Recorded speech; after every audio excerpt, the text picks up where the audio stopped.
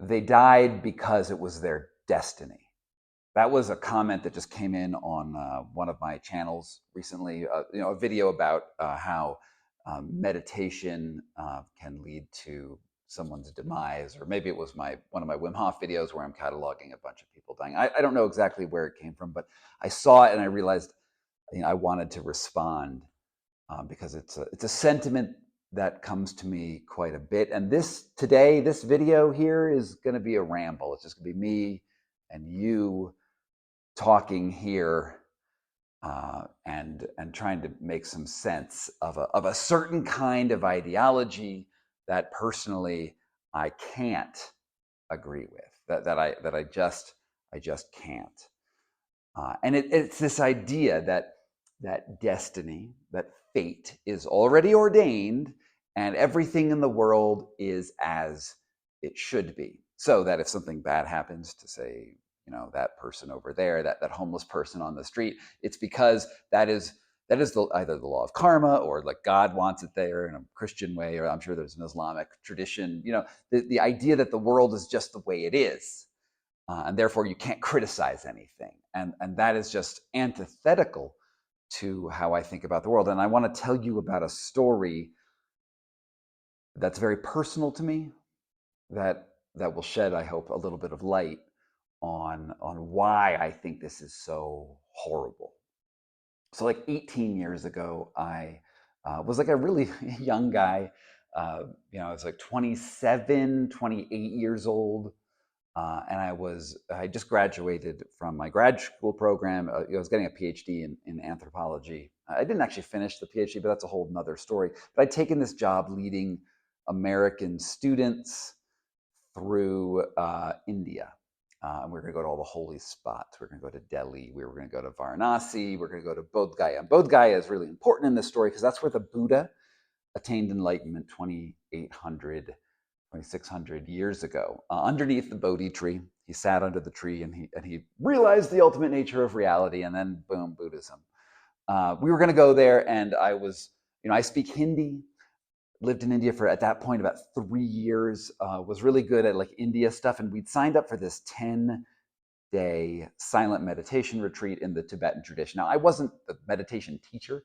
I was the program director, so I just was responsible for getting the students to the retreat center. And then after that, I was just one of them. I was meditating. And one of the keys was that it was totally silent. Like no one said anything in this retreat, but we got these lectures from a Tibetan Buddhist nun. What was her name? Ani Rita was her name. She was Swiss German, but taking the robes and knew Tibetan very much. And it was this esoteric tradition called Lam Rim, Introductory Stages to Enlightenment, I think was its subtitle. And the idea would be that by meditating, we would understand bliss, we would understand nirvana, we would understand the impermanence of life, and all of these things are really good in sort of a wellnessy spiritual tradition. Now, my best and brightest student, her name was Emily O'Connor. She was 20, I think she was 21 or 22, beautiful, really type A, really, really smart person. We had some pretty flighty people who believed in Atlantis and crystal healing energy. This was not her. She was like legit on top of her game. And for 10 days, we're meditating in this tradition. And you do some like work around, they call it sewa. You like clean up, you do service to the temple. It was a really interesting program.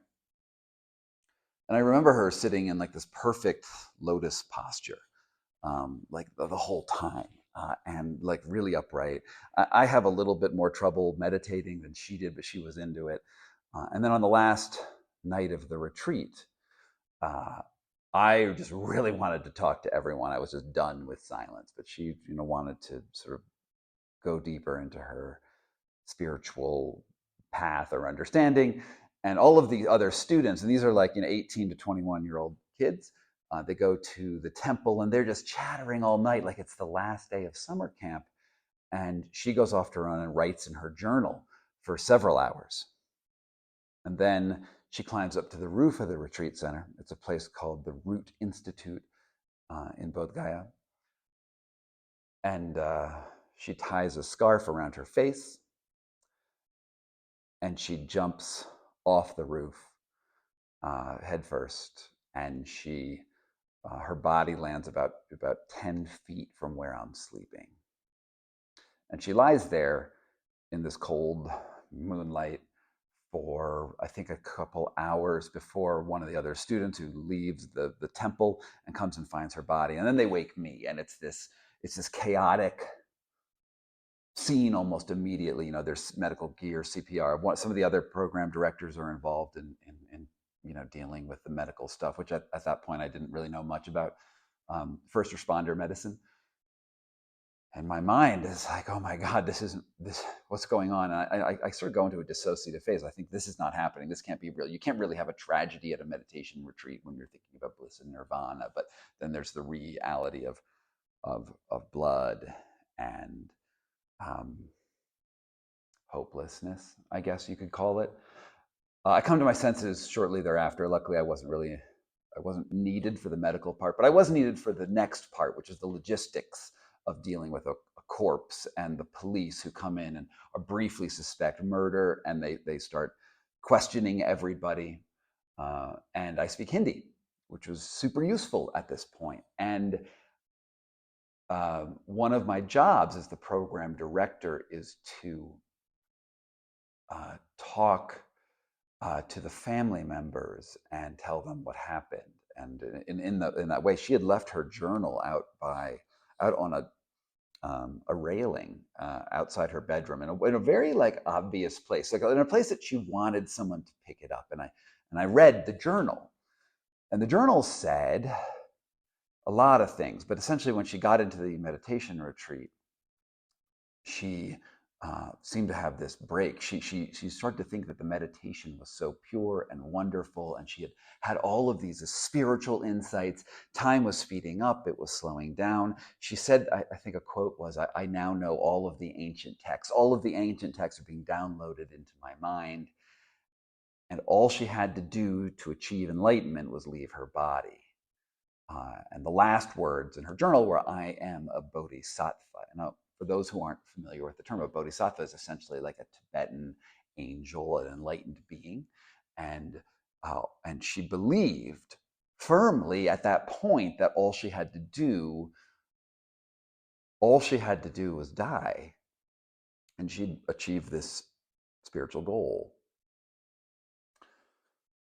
And that was a rough insight for me, because I had gone into this thinking that meditation was essentially a good thing. Like, you could do this stuff and it's wonderful, and you learn something fundamental about the universe. But then we had this really bad outcome. And for the next, I would say, year, I was trying to figure out, well, was she enlightened or was she crazy? And there's another way that this led me down the path of learning about organ trafficking, because I learned how a body can go from like a person to essentially meat that has to be cared for in 100 and some odd degree weather. And I wrote this book called The Red Market about organ trafficking. Whole different story. The other part of that path was trying to understand what was the madness that was part of this spiritual process.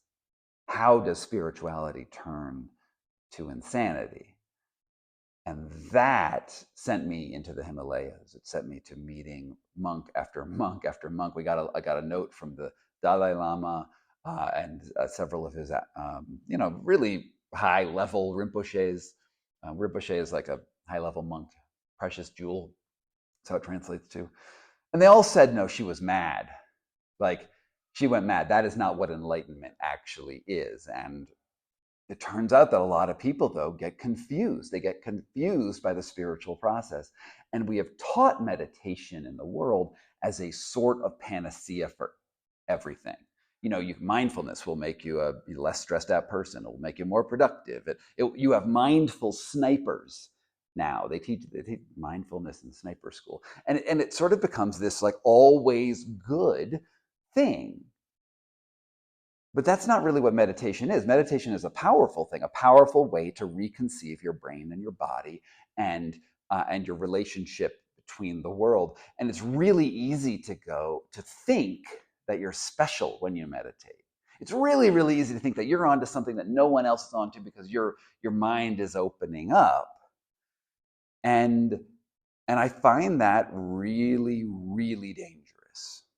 And so to go back to the initial point, they died because it was their destiny, right? This is what this commenter said. They died because it was their destiny. Well, what if it wasn't their destiny? What if there is no destiny? What if, in fact, Emily O'Connor wasn't enlightened, that she'd just gotten hoodwinked by her own mind?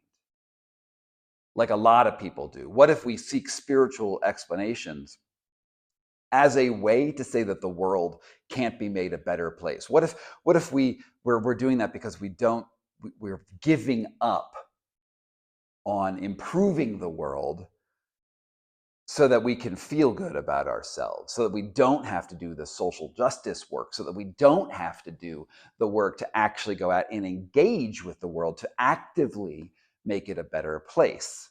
I think this idea of destiny is really problematic. I think it's dangerous because it makes us lazy. And that's really what I have to say about that for now. And I did this concept was really a big part of my book, The Enlightenment Trap.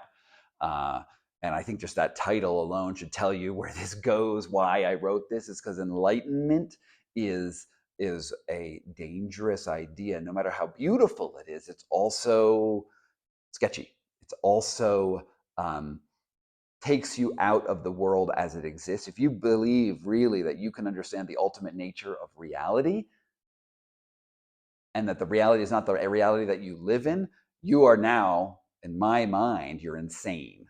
And insane people are people who don't believe in the laws of cause and effect as they actually exist, but believe in a hidden, essentially physics, a hidden patterns to the world that we can't observe. Now, if whether or not those patterns are out there, we will never know. I guess you believe enlightenment exists.